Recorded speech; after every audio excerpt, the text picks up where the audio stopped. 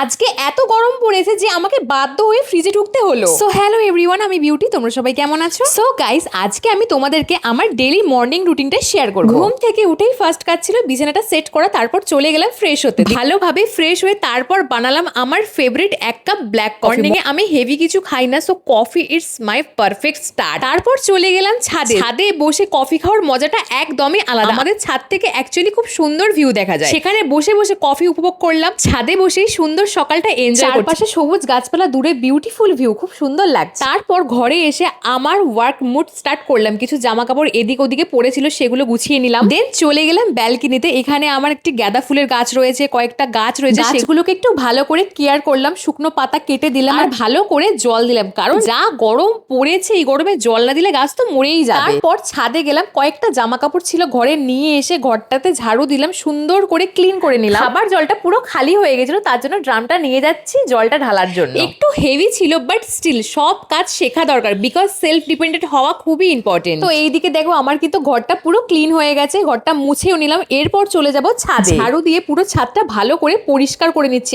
আর guys, রোদটা ছিল একদম মারাত্মক, গরমে পুরো মাথাটা খারাপ হয়ে যাচ্ছিল। ঘরে এসে আমি পুরো কনফিউজড, আমি কি করব, থাকতে না পেরে সোজা ফ্রিজে ঢুকে পড়লাম। আর লিটারালি একটা চিল ভাইব, মনে হচ্ছিল ওখানেই থাকে। তারপর আর কি একদম ঠান্ডা ঠান্ডা লেবু জল বানিয়ে নিলাম একদম আইস কিউব দিয়ে। তারপর লেবু জলটা খেলাম, আর গাইস একদম ঠান্ডা রিফ্রেশিং লাগছিল, শরীরটা যেন আবার ফ্রেশ হয়ে গেল। তারপর গেলাম স্নান করতে। একটা ঠান্ডা শাওয়ার মানে ফুল রিল্যাক্সিং। গরমে স্নান মানে আলাদা একটা শান্তি। স্নান করে বেরোনোর পর মাইন্ডটা একদম ফ্রেশ হয়ে উঠলো। দেন নিজেকে একটু রেডি করে চলে গেলাম পুজো দেওয়ার জন্য। দেখতেই পাচ্ছ ঠাকুরের জায়গাটা একটু ভালো করে পরিষ্কার করে নিচ্ছি। তারপরে ঠাকুরকে খেতে দিয়ে সুন্দর করে ধূপটা দেখিয়ে ধুনো দিয়ে দিলাম। ধুনোটা জ্বালানোর সাথে সাথে পুরো ঘরে একটা সুন্দর পবিত্র গন্ধ ছড়িয়ে পড়লো। তারপর ঠাকুরকে নমস্কার করে গোটা ঘরে কিন্তু ধুনো দিয়ে দিচ্ছি। এই গন্ধটা আমার সত্যি খুব ভালো লাগে। প্রতিটা ঘরে সেই সুন্দর গন্ধ ছড়িয়ে পড়ছিল। আর এই ধুনো দেওয়ার সময়টা আমার খুব প্রিয়। সত্যি বলতে আমার খুব শান্তি লাগে, মনটা একদম শান্ত হয়ে যায়। তো গাইস, তোমাদের এই ভিডিওটা কেমন লাগলো অবশ্যই কিন্তু কমেন্ট করে জানিও। ভালো লাগলে একটি লাইক করে দিও, ভালোবাসা দিয়ে আমার পাশে থেকেও। দেখা হবে এরকমই একটা ছোট্ট মিনি ব্লগে। টাটা।